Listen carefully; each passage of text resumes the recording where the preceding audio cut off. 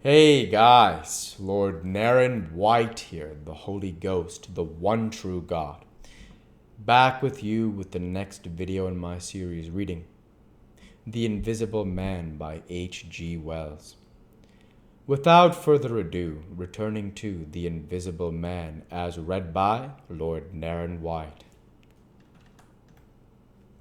And slowly,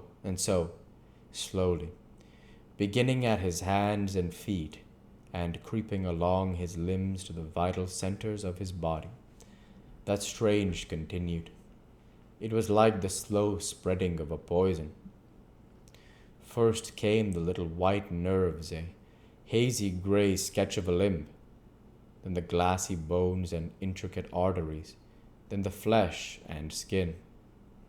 First a faint fogginess, and then growing rapidly dense and opaque.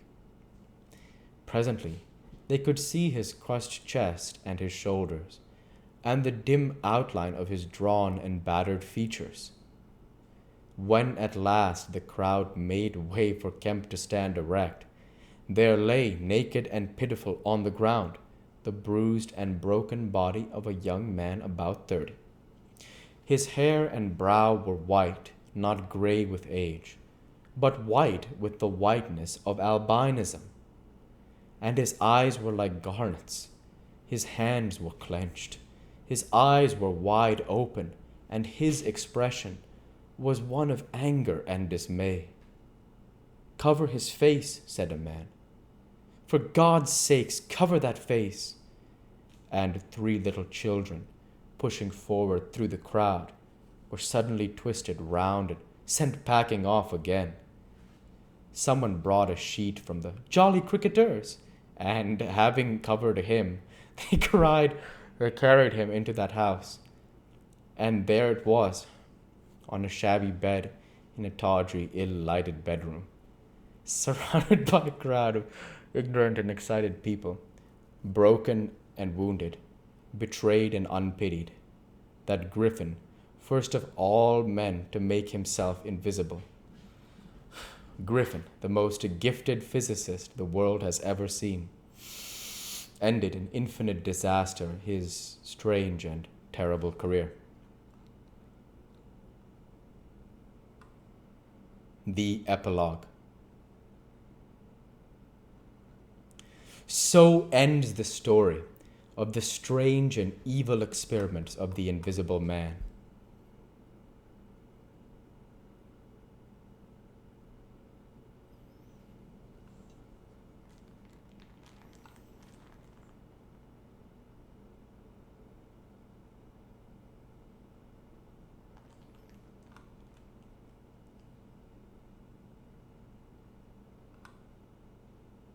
Apologies, I just want to understand something in the story.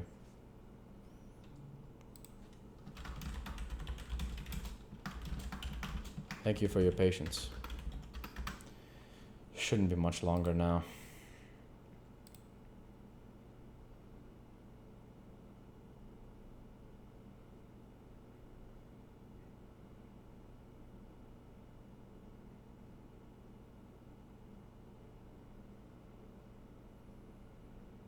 Okay. Just wanting to understand how it is the mob in the end that ruthlessly beats Griffin and kills him as he begs for mercy.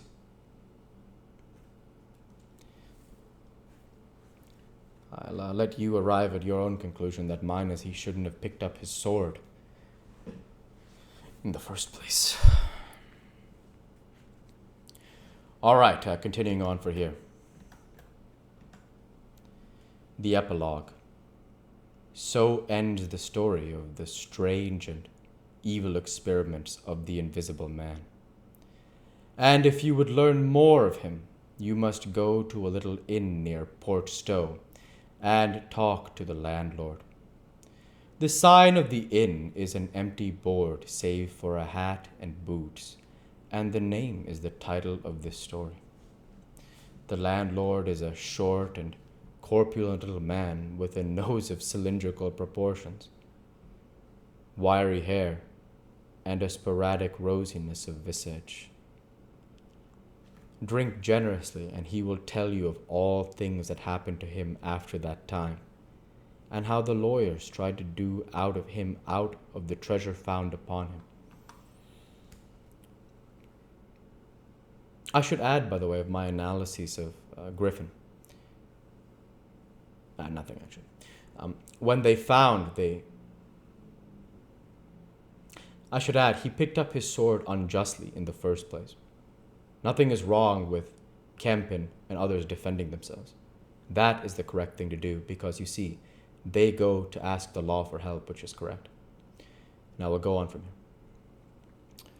When they found they couldn't prove whose money was which, I'm blessed, he says, if they didn't try to make me out a blooming treasure trove.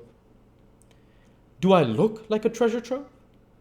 And then a gentleman gave me a guinea, a night to tell the story at the Empire Music, all just to tell him in my own words, barring one.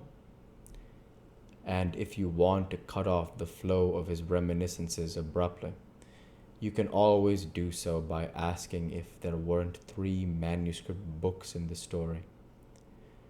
He admits there were and proceeds to explain with asseverations that everybody thinks he has him, but bless you, he hasn't. The invisible man, it was took him off to hide him when I cut and ran for Port Stowe. It's that Mr. Kemp put people on with the idea of my having him. And then he subsides into a pensive state, watches you furtively, bustles nervously with glasses, and presently leaves the bar. He is a bachelor man. His tastes were ever bachelor, and there are no women folk in the house.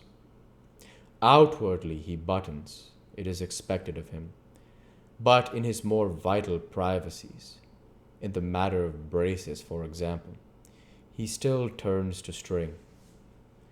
He conducts his house without enterprise, but with eminent decorum. His movements are slow, and he is a great thinker, but he has reputation for wisdom and for a respectable parsimony in the village, and his knowledge of the roads of the south of England would beat Cobbett. And on Sunday mornings, every Sunday morning, all the year round, while he is closed to the outer world, and every night after 10, he goes into his bar parlour, bearing a glass of gin faintly tinged with water. And having placed this down, he locks the door and examines the blinds, and even looks under the table. And then, being satisfied of his solitude, he unlocks the cupboard, and a box in the cupboard, and a drawer in that box, and produces 3 volumes bound in brown leather, and places them solemnly in the middle of the table. The covers are weather-worn and tinged with an algal green, for once they sojourned in a ditch, and some of the pages have been washed blank by dirty water. The landlord sits down in an armchair, fills a long clay pipe slowly, gloating over the books the while. Then he pulls one towards him and opens it, and begins to study it, turning over the leaves backwards and forwards. His brows are knit, and his lips move painfully. Hex, little 2 up in the air, cross, and a fiddle-de-dee, Lord. What a one he was for intellect! Presently, he relaxes and leans back, and blinks through his smoke across the room at things invisible to other eyes. Full of secrets, he says. Wonderful secrets. Once I get the haul of them, Lord, I wouldn't do what he did. He pulls at his pipe, so he lapses into a dream, the undying, wonderful dream of his life. And though Kemp has fished unceasingly, no human being save the landlord knows those books are there, with the subtle secret of invisibility, and a dozen other secrets written within. And none other will know of them until he dies.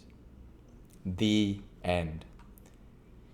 It has been my absolute honor and privilege to read The Invisible Man by H.G. Wells.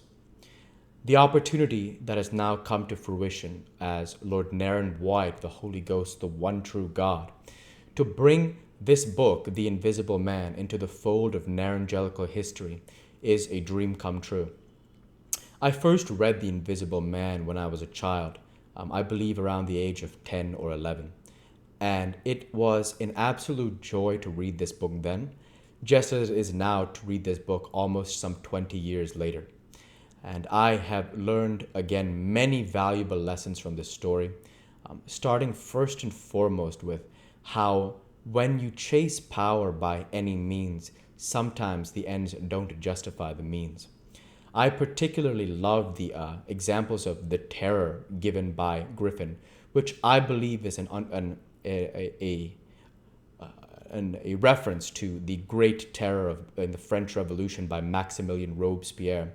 And in addition to that, the idea that the ends justify the means seem a common motif for Griffin, who seems a man spurned by the world, in that he's all alone and that he doesn't seek companionship from people. Rather, he wants to quite literally be invisible to them.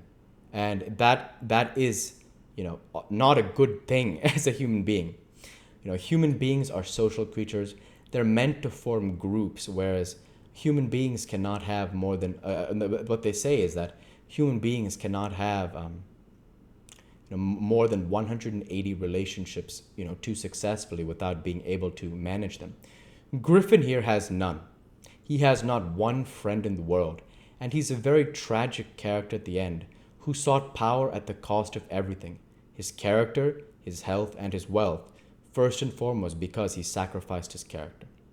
As Narangelicals, what we can appreciate about this story is how the good people chose to defend themselves by the correct way, which was by asking for help from law enforcement, by banding together as a community, and standing up to this threat of the man who tried to push them around unjustly in the first place. I want to again credit H.G. Wells, as there are several different mentions of, I believe, the stranger did not go to church because he was irreligious. Some people sitting, some Mrs. Hall saying he doesn't go to church, members of the club who attend church in the morning. And like I mentioned, I believe this is because of his mother's strict Anglican belief in Anglicanism, a form of Protestant Christianity, that must have imparted off to H.G. Wells, Herbert George, when he was a youth. And as a result, we're able to see references of that throughout his story. And it's, again, my absolute honor now, as we close this series, to have enshrined The Invisible Man by H.G. Wells into the annals of Narangelical history as another great book read by Lord Naren White, the Holy Ghost, the one true God.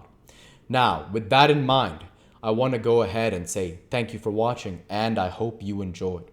Please like, comment, and subscribe, as it greatly helps the channel. Light be with you all. Take care, and thanks again.